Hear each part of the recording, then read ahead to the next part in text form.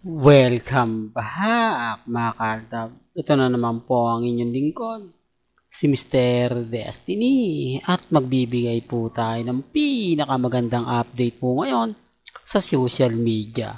Nakakatuwa naman po yung mga nagiging komento po pagdating po sa Instagram, sa Twitter at sa Facebook. Patunay lang po yan mga kaaldab na may sarili-sarili pong ganap sila Mengay, si Alden Richards, si Catherine.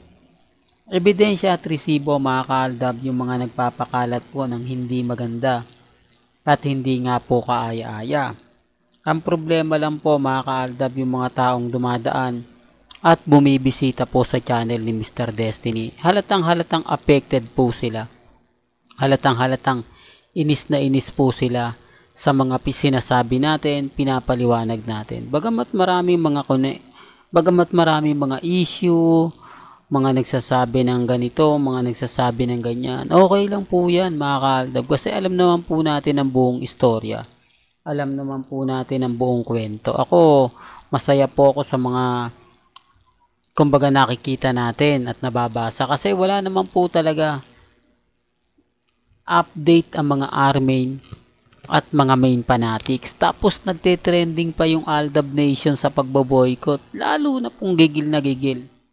At galit na galit nga po ang mga ilang netizen. Kaya nga sabi nila kung mawawala daw si Mengay sa Itbulaga, ano na nga po kaya mangyayari? Ano na nga po kaya ang kalalabasan?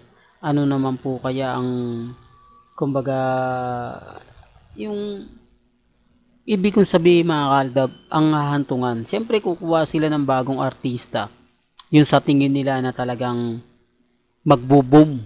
Di po ba? Ngayon may issue po mga kaaldab na hindi nga po maganda. Kaya sabi ko sa inyo, ito pinagtatanggol ko si Alden Richards ha. Hindi tayo kumbaga maka main fanatics. Kumbaga Aldab tayo. Aldab Nation. May issue po kasi na sinasabi sa TikTok mga kaaldab. Siguro trending na rin po ito. Pinag-uusapan na rin daw po na karamihan daw po na magandang lalaki na molestya ng dalawang executive kumbaga mataas na posisyon sa GMA noong mga panahon na kumbaga kasibulan pa lang. At syempre nadamay nga po si Alden Richards. Di po ba? Kaya nga sabi ko sa inyo ako, kampante lang po ako mga kaaldab. Sabi ko nga sa mga nagsasabi ng ganito, nagsasabi ng ganyan, na si Alden, nagamit daw po yan, etc. Katulad din daw po yan ng anak ni Nino Mulak na hindi ko alam mga kaaldab kung bakit napapasama po yan sa issue. O baka may mag-react naman, ako, ikaw lang ang nagsasabi niyan. Gaya po ng pinapaliwanag ko, kung lagi po kayo at updated po kayo pagdating sa social media, alam niyo yung sinasabi ni Mr. Destiny.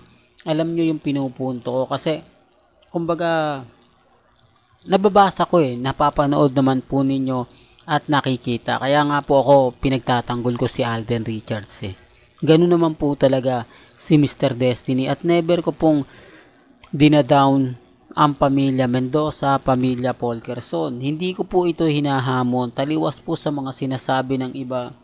Ang lakas ng loob mo, Mr. Destiny. Nag-ahamon ka pang padimanda ka.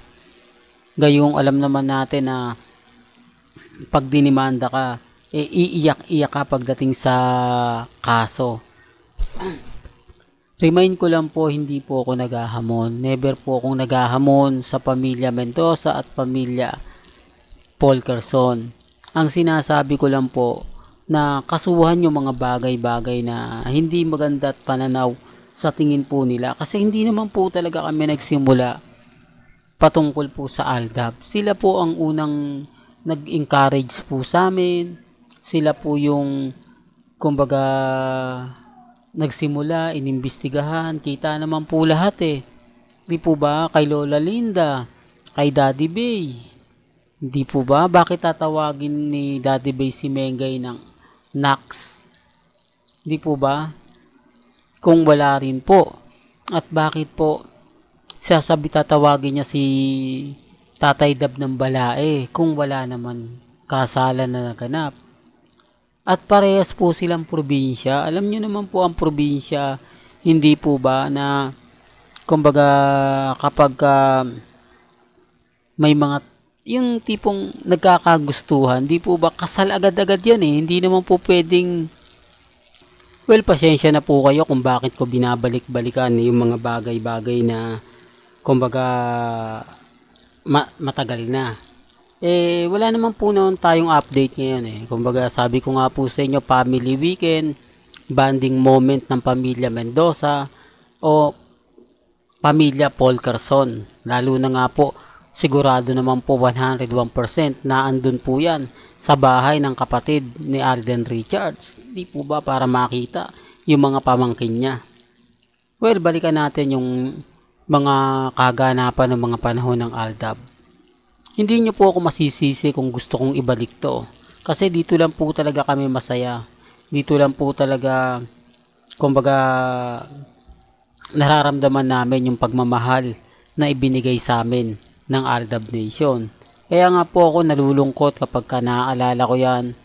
Medyo naluluha po tayo ng mga panahong natatandaan nyo mga ka-Aldab. Balik uli yung Philippines Arena.